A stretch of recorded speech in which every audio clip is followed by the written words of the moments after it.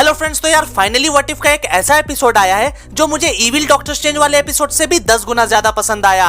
And I hope कि आप लोगों को भी ये एपिसोड काफी अच्छा लगा होगा। तो जैसा कि एपिसोड 7 के लास्ट में हमने देखा था कि थॉर के सामने अल्ट्रॉन आ जाता है 6 के 6 इन्फिनिटी स्टोन्स के साथ, और उसी अल्ट्रॉन की कहानी इस एपिसोड में कंटिन्यू की गई है। और इस यूनिवर्स में अल्ट्रॉन अपने उस मकसद में कामयाब हो जाता है जो कि वो एमसीयू के यूनिवर्स में करना चाहता था, यानी कि इस यूनिवर्स में विजन की बॉडी उसे मिल जाती है और वो अपने क्रिएटर टोनी स्टार्क को भी मार देता है। एंड यार ऑफ कोर्स आयरन मैन को मारने का ठेका तो मार्वल ने ले ही लिया है। अभी तक व्हाट इफ के जितने भी एपिसोड्स में आयरन मैन दिखा है उन सभी एपिसोड्स में उसे आखिर में पेला ही गया है। खैर इस बारे में मैं किसी और वीडियो में बात करूंगा। फिलहाल एपिसोड 8 की स्टोरी पे आगे बढ़ते हैं। तो यहाँ जब अल्ट्रॉन और विजन एक हो जाते हैं तब अल्ट्रॉन अपने सारे रोबोट आर्मीज के साथ दुनिया में विनाश लाना शुरू कर देता है, लेकिन तभी वहाँ थैनोस आ जाता है जिसने अभी तक 5 इन्फिनिटी स्टोन्स को कलेक्ट कर लिया है और अब माइंड स्टोन की तलाश में वो अल्ट्रॉन के पास आता है। अब इन्फिनिटी वॉर में थैनोस ने जितनी बेदर्दी से विजन को मारा था उससे 100 गुना ज्यादा बुरी तरह से अल्ट्रॉन थैनोस को मारता है। ऐसा काटता है बीच में से उसको जैसे वो कोई एलियन नहीं बल्कि कोई सब्जी हो।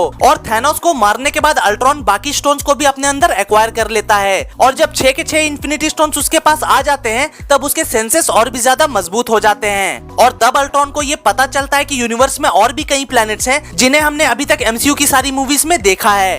और फिर अल्ट्रॉन एक एक करके सारे प्लैनेट्स और गैलेक्सीज को डिस्ट्रॉय करना चालू कर देता है। लेकिन यार यहाँ सवाल ये उठता है कि ये काम तो वो चुटकी बजाकर भी कर सकता था, लेकिन उसने ऐसा नहीं किया क्योंकि शायद उसे इस बारे में पता ही नहीं होगा।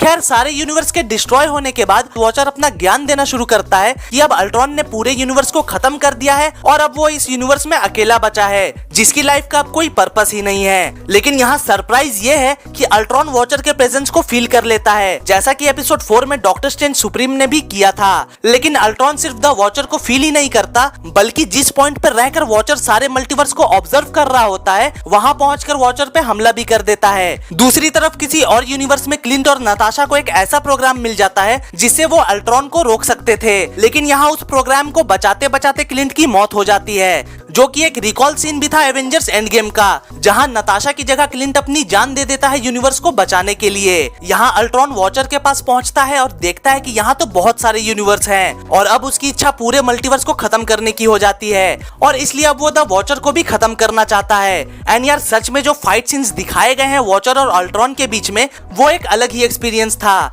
क्योंकि यहाँ फाइट के दौरान अल्ट्रॉन वॉचर को अलग अलग यूनिवर्सेस में ले जाकर पटक पटक कर मारता है और उससे कहता है कि तुम इन सारे मल्टीवर्स को बनते और बिगड़ते सिर्फ देखते रहते हो, कतई कितने खत्म दिमाग के हो यार तुम।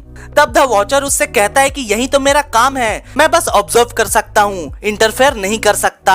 तब अल्ट्रॉन उसे मारते पीटते हुए कहता है कि तुम उस पोजीशन के लायक नहीं हो, इसलिए भाड़ में जाओ। हालांकि वॉचर भी बहुत ही बहादुरी से उसका सामना करता है, जिससे इतना तो समझ आता है कि वॉचर भी एक बहुत ही पावरफुल बीइंग है, लेकिन इतना भी नहीं कि वो अकेला ही अल्ट्रॉन का सामना कर सके। और इसलिए अब द वॉचर को अगर पूरे मल्टीवर्स को डिस्ट्रॉय होने से बचाना है तो उसे अपनी ओथ यानी कसम को तोड़ना होगा, जिसके मुताबिक अब उसे दूसरे यूनिवर्सेस में इंटरफेयर करना पड़ेगा। और इसलिए द वॉचर पहुंच जाता है डॉक्टर स्ट्रेंज सुप्रीम के पॉकेट डायमेंशन में और उनसे हेल्प मांगता है अल्ट्रॉन को हराने के लिए। और यहाँ डॉक्टर स्ट्रेंज भी उससे ये कहते हैं कि अब क्या हुआ बे, अब तेरे को अपनी ओथ याद नहीं है। तो दोस्तों यहाँ डॉक्टर स्ट्रेंज द वॉचर की मदद को राजी तो हो जाता है, लेकिन यार बदला तो उनको भी लेना है द वॉचर से, क्योंकि उनके यूनिवर्स को द वॉचर बचा सकता था लेकिन उसने नहीं बचाया। अब यार बचा सकता था या नहीं ये तो मैं नहीं जानता, लेकिन डॉक्टर स्ट्रेंज को तो कम से कम ऐसा ही लगता है। तो दोस्तों अब एपिसोड 9 जो कि आखिरी एपिसोड होने वाला है व्हाट इफ के सीजन 1 का, उसमें वॉचर डॉक्टर स्ट्रेंज की मदद से अलग अलग यूनिवर्स के एवेंजर्स की एक टीम फॉर्म करेगा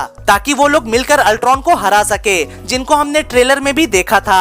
अब यार ये एवेंजर्स अल्ट्रॉन को हरा पाएंगे या नहीं ये तो हमें अगले एपिसोड में ही पता चलेगा, लेकिन यार मुझे इतना जरूर पता है कि अब द वॉचर की नौकरी खतरे में पड़ चुकी है, क्योंकि उसने इस एपिसोड में अपनी ओथ को तोड़ दिया है। हाँ भले ही उसने ऐसा मल्टीवर्स को बचाने के लिए किया हो, लेकिन यार ये कोई ऐसी वैसी ओथ नहीं है जिसे तोड़ने के लिए खाया जाए। और कॉमिक्स में जब वॉचर ने अपनी ओथ को तोड़ा था तब उसे वॉचर की पोस्ट से हटाकर निक फ्यूरी को नया वॉचर बनाया गया था। तो दोस्तों अगर आपको इस बारे में और भी जानना है तो आप नीचे कमेंट्स में मुझे बता सकते हो, मैं इस पे एक सेपरेट वीडियो जरूर बना दूंगा। बाकी आज के लिए बस इतना ही, जाने से पहले वीडियो को लाइक और चैनल को सब्सक्राइब जरूर कर देना। तो मिलते हैं अगली वीडियो में, तब तक के लिए गुड बाय, टेक केयर।